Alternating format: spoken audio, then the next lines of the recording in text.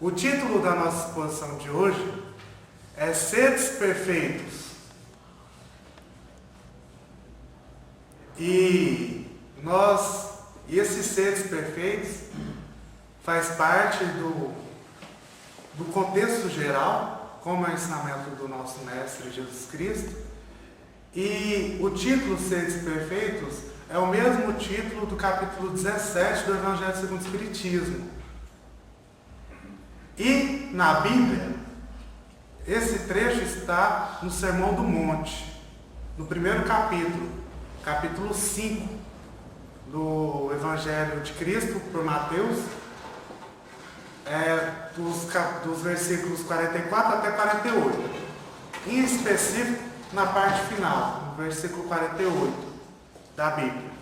E além da Bíblia, e além do Evangelho segundo o Espiritismo, nós utilizaremos como fundamento do nosso estudo de hoje o Livro dos Espíritos, que não pode faltar, e também este livro aqui que eu gosto muito dele, eu estou estudando ele, o Evangelho por Emmanuel.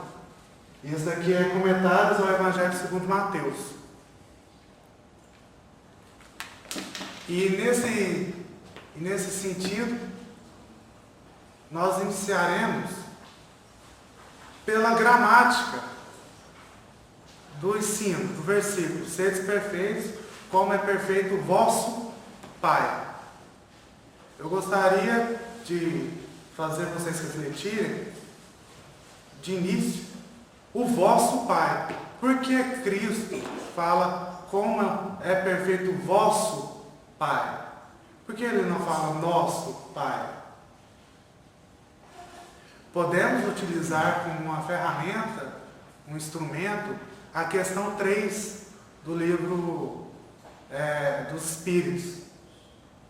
Quando Kardec pergunta: podemos entender que Deus é infinito?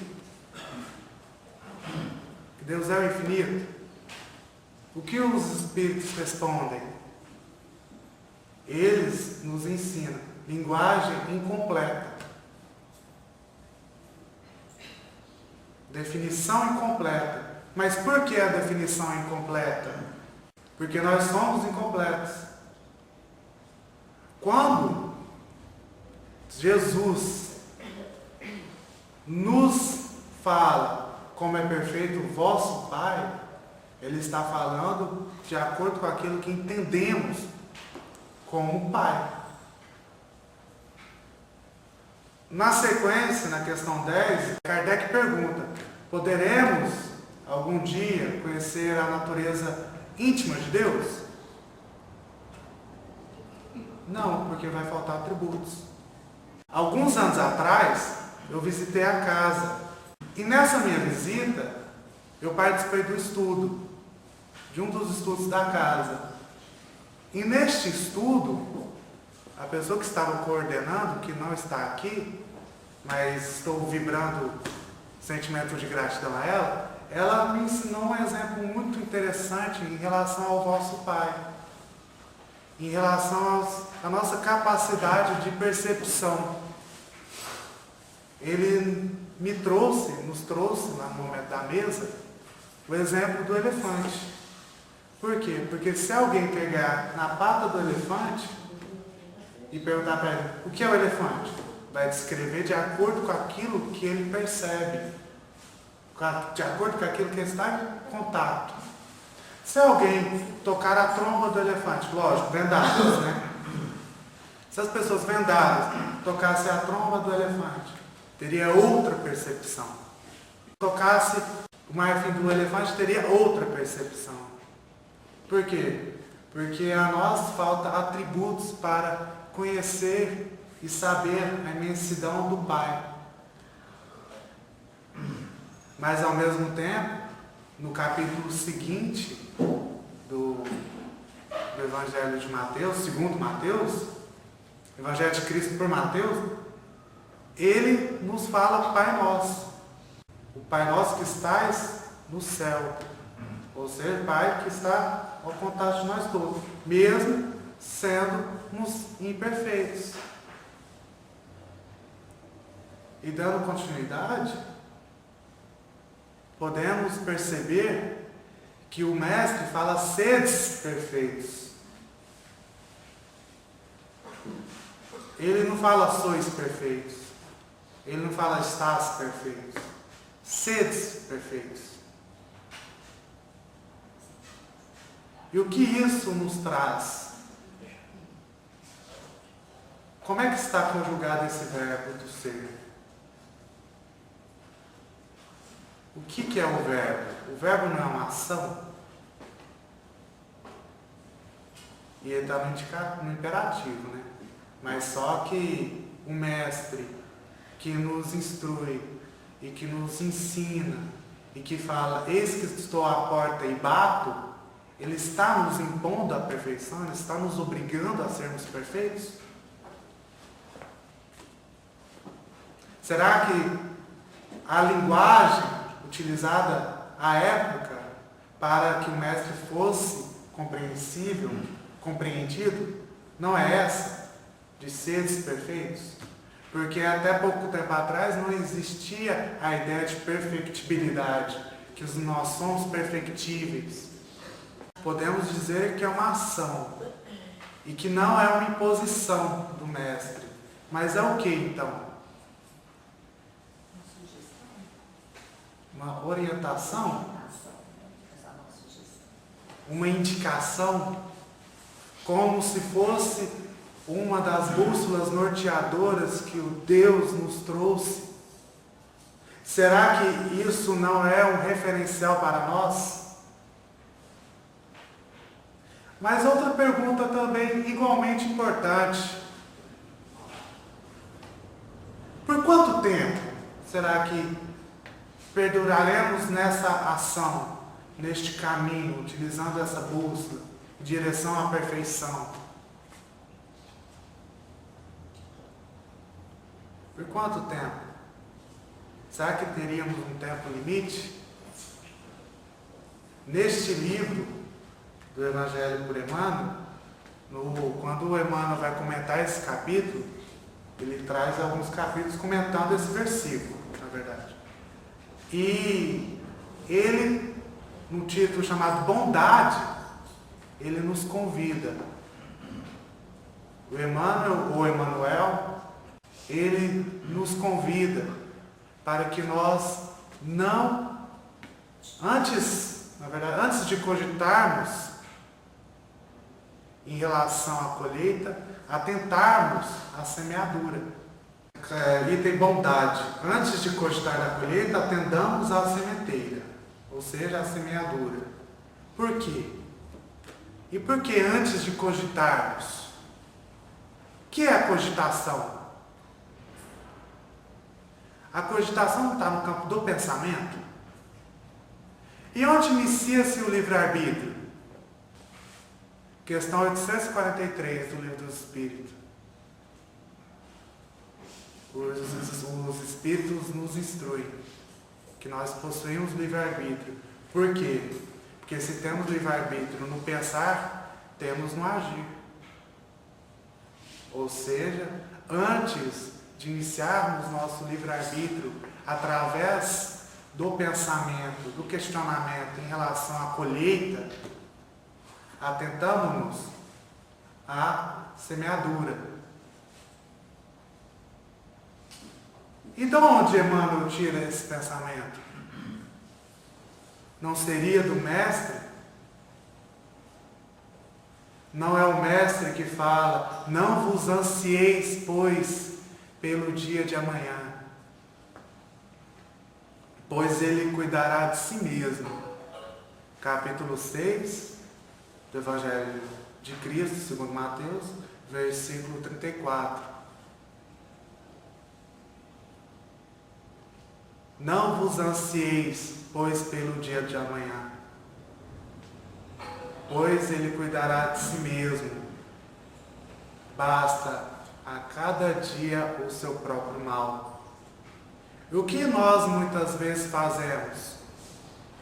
Em muitos momentos de nossas vidas, nós nos questionamos quanto tempo durará essa aflição, quanto tempo durará essa alegria, quanto tempo durará tal coisa, quanto tempo eu vou sofrer, por que eu estou sofrendo? E não é consolador nós focarmos na semeadura? E nessa ideia de questionamento, Kardec pergunta a espiritualidade na questão 192. Vamos supor, uma pessoa age de uma conduta exemplar durante toda a vida dela. Uma conduta exemplar. Chico Xavier. Aí Kardec pergunta: pessoas que têm conduta exemplar, que têm uma conduta perfeita, teria direito de ultrapassar as fases intermediárias da evolução espiritual e chegar a espírito puro em uma única vida? Interessante essa pergunta, né? Porque muitas vezes, em muitos momentos, nós somos levados pelo nosso orgulho, pela nossa prepotência, de achar que a gente é perfeito, ou que agindo perfeitamente a gente vai virar espírito puro, ou que em algum momento vamos deixar de passar dificuldades. E sabem o que o espírito de verdade responde?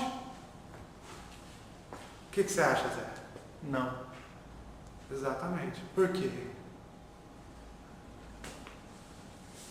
Porque o que nós consideramos como perfeito está longe da perfeição.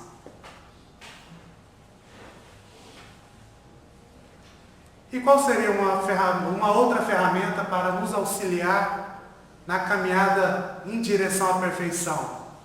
Questão 926 do Livro dos Espíritos, que nos traz um ensinamento fundamental que eu tento cultivar no meu coração todos os dias. Lá nos ensina que quanto mais necessidades nós tivermos, maiores serão as nossas aflições. Por quê? Vocês imaginam Cristo sofrendo porque não tem um sapato da moda, ou que não está bem calçado? Vocês imaginam Emmanuel? Vocês imaginam Francisco de Assis, o Franciscano Xavier, sofrendo por aquilo que muitas vezes nós sofremos? É interessante.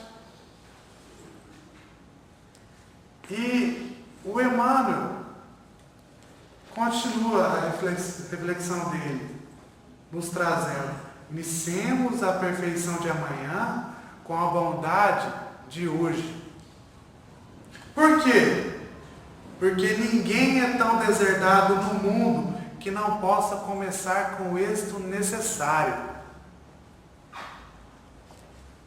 Convenientemente, a gente nem combinou com o músico nem nada, e a música Perdoar que ele nos trouxe aqui fala justamente isso. A música nos ensina: se alguém te faz chorar, é instante de servir. Será que não é isso que está falando? Que a ninguém é tão deserdado que não tenha o direito, que não tenha a capacidade, que não tenha a possibilidade de começar com o êxito necessário. Se alguém te faz chorar, é instante de servir. Isso não é caminhar para a perfeição? Deixa a mágoa e perdoa, para o bem poder florir. E o que é o bem? Porque estamos falando de perfeição. Se estamos falando de perfeição, estamos falando de caminhar em direção ao bem, em direção a Deus. O que é o bem?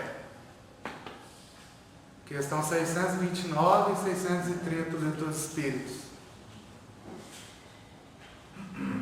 O bem é estar em conformidade com Deus, com as leis de Deus.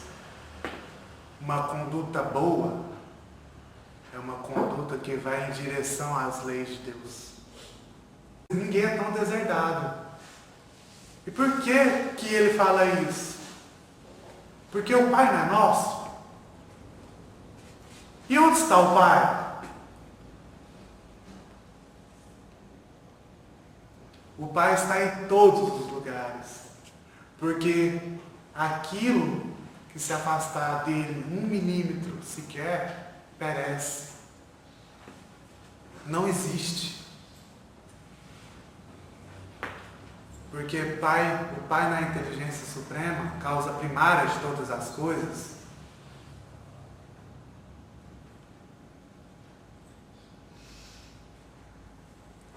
e o Espiritismo, ele é uma ciência baseada no tripé, né?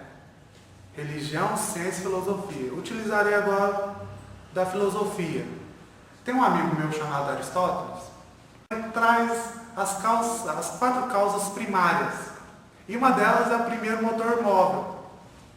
Ou seja, para que algo se movimente, é necessário que uma força anterior o movimente.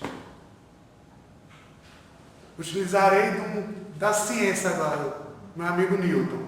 Porque vai que, né, a inteligência pega, vai que chamando de amigo atrai a inteligência da pessoa. Ele nos traz o princípio da inércia. E o princípio da inércia é justamente isso. Não existe nada que não tenha uma força geradora anterior a ela. Emmanuel tira isto de ninguém é tão deserdado que não posso começar coisas necessárias, porque o Pai é nosso, Ele está em todos os lugares. E por estar em todos os lugares, podemos dizer que os atributos dele, proporcionalmente, estão em todos os lugares. E o nosso querido amigo Emmanuel continua: não intentes curar o enfermo de um momento para outro. Cede-lhe algumas gotas do remédio salutar. Eu gostei muito da música, vou voltar agora de novo.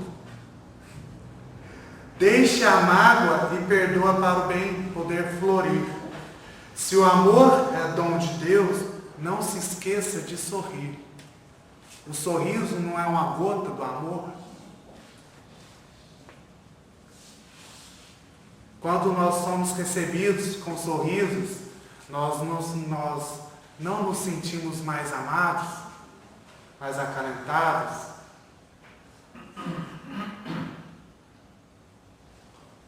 Então, não tem motivos para desespero, não tem motivos para desamparo, se nós buscarmos o Pai que é nosso. E por quanto tempo?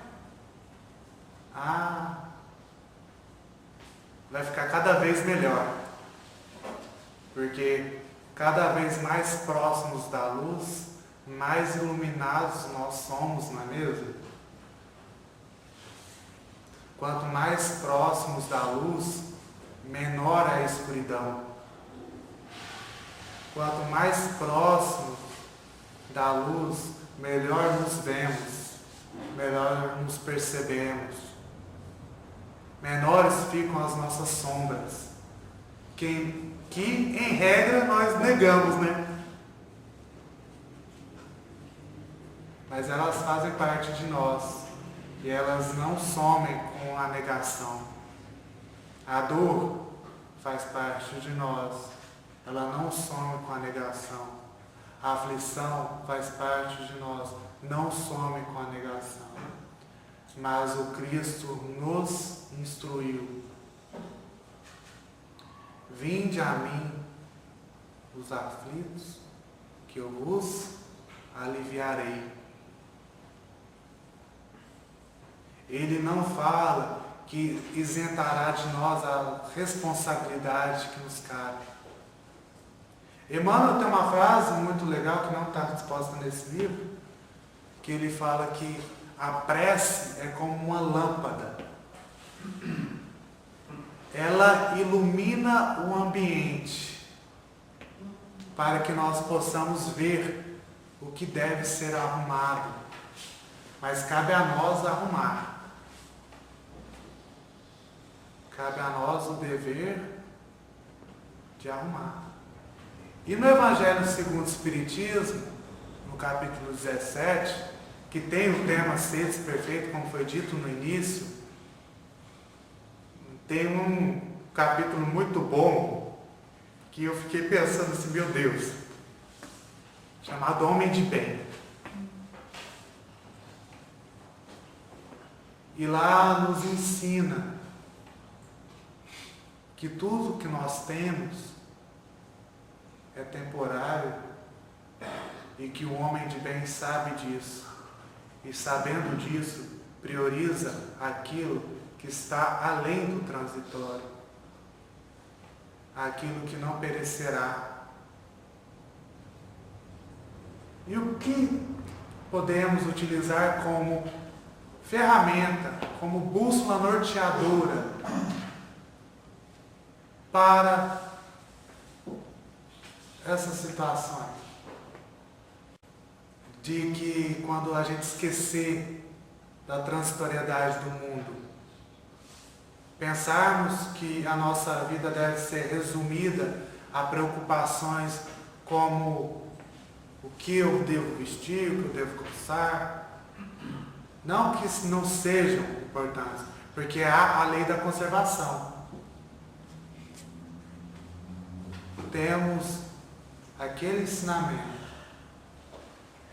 disposta no capítulo 5, versículo 44 do Evangelho de Cristo por Mateus.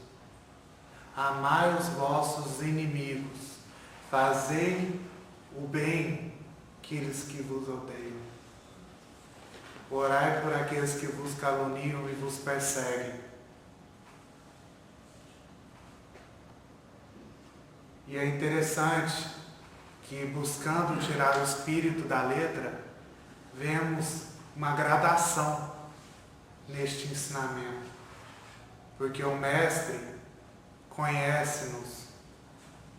O Mestre sabe que em muitos momentos nós não conseguiremos amar os nossos inimigos. Por isso, caso não possa amar os vossos inimigos, os nossos inimigos, podemos fazer o bem a eles. Caso nós não possamos fazer o bem, podemos orar por eles. Porque, afinal de contas, quem são os nossos inimigos? Perfeição e aperfeiçoamento. Perfeição e aperfeiçoamento. Todos estamos ainda muito longe da perfeição. Contudo, ninguém vive fora do constante aperfeiçoamento. Aceita, pois, em Jesus, o Mestre que te aprimora e aproveita a bênção, do tempo mobilizando sentimento e raciocínio, atenção e boa vontade, para que te faças melhor a cada dia. Não podes hoje ostentar a coroa da santidade, mas conseguirás estender sem traves em teu benefício os recursos da gentileza. Ou seja, progresso, construção. Uma grande árvore inicia-se em uma semente. Não podes, sem dúvida, revelar de improviso a resistência do Marte ante os sofrimentos que te assaltam a vida. No entanto, é justo te consagres em favor de ti mesmo ao culto da disciplina. Não te sustentarás de inopino a atitude superior espontânea da caridade simples e pura diante daquele que te apunhala com a lâmina invisível da ofensa, mas pode sorrir, contendo os instintos de reação ao preço do esforço supremo de quem sabe que nada existe oculto para a verdadeira justiça.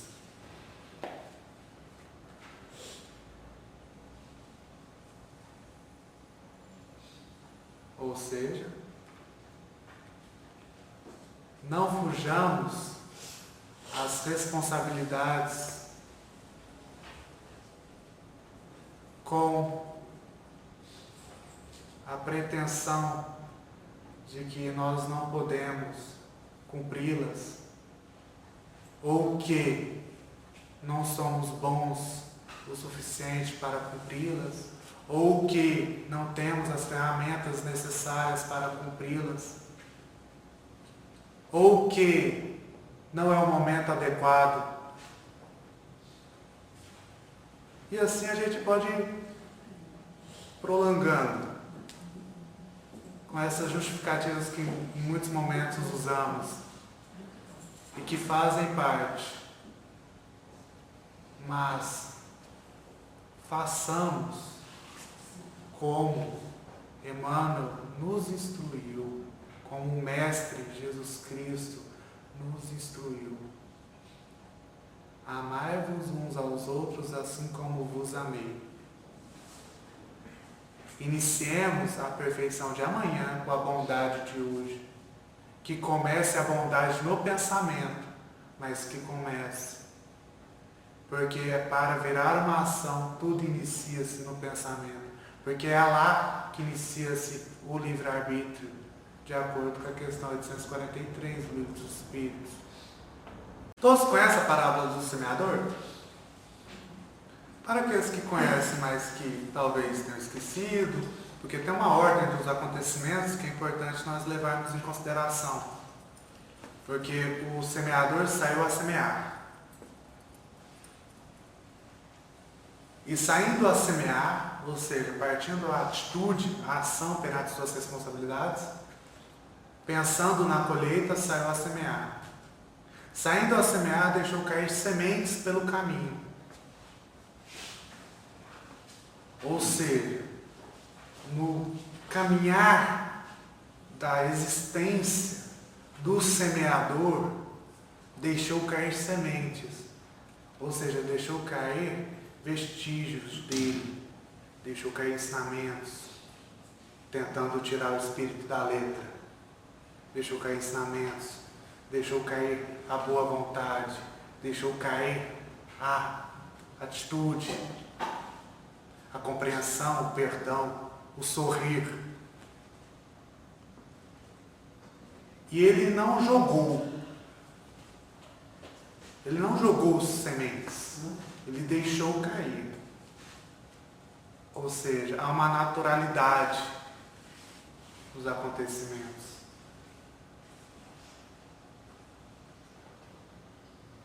Deixando cair, a primeira que ele deixou cair foi na onde? Foi na estrada. Na estrada não tinha sol, não tinha nada, vieram os pássaros do céu e comeram. Ou seja, vieram aquilo que nós não conhecemos, aquilo que não esperamos. E comeu a semente do Mestre. Porque quem seria o outro semeador em nossas vidas que não o Mestre?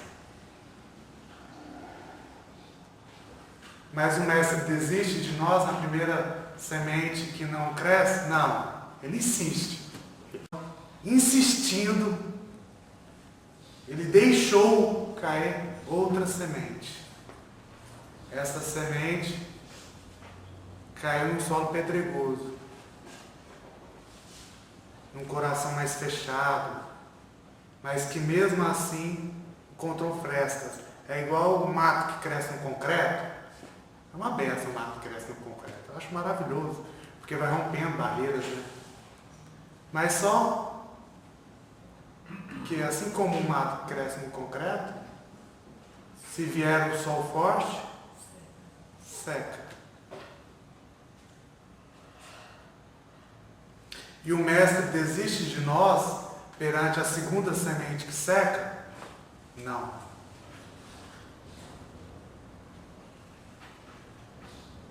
E ela secou por quê? Responsabilidade da semente? Responsabilidade do semeador? Responsabilidade do sol? De quem? Nossa.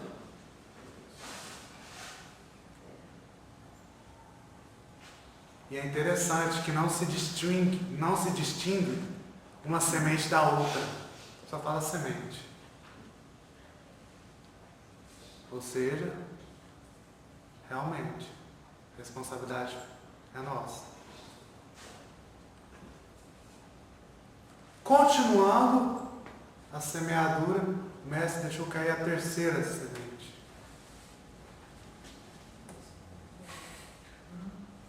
Onde ela caiu? Caindo nos espinhos. Os espinhos estavam altos quando o mestre caiu, deixou cair a semente? Quando o mestre deixou cair a semente, os espinhos estavam altos? Não. Mas eles cresceram, né? Focou. Mas os espinhos, eles cresceram. Então quer dizer que uma hora eles eram pequenos. Se tivesse mantido pequeno, teriam sufocado a semente? Não. Então, aonde devemos atentar neste momento? Aquilo que nos circunda, ao cuidado com o nosso entorno. Porque assim como o mestre, ele, perante o cego de Bartolomeu, ele tirou o cego de Bartolomeu de onde ele estava. Pegou a argila, colocou nos olhos e falou, vai lá. O cego foi.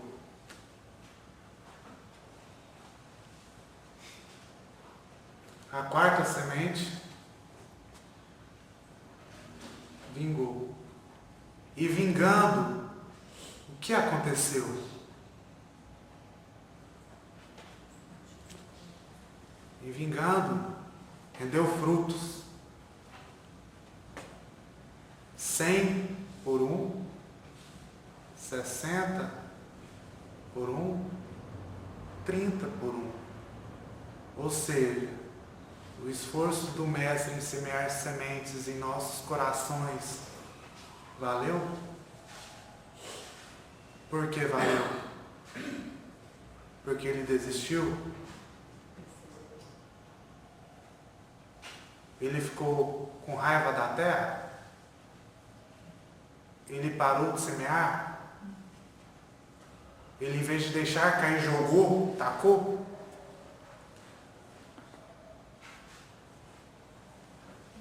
Então,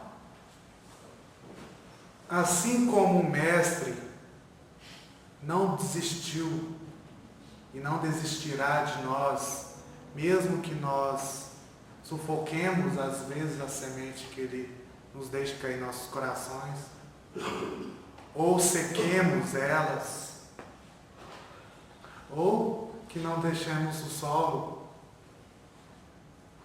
hábil para o seu crescimento.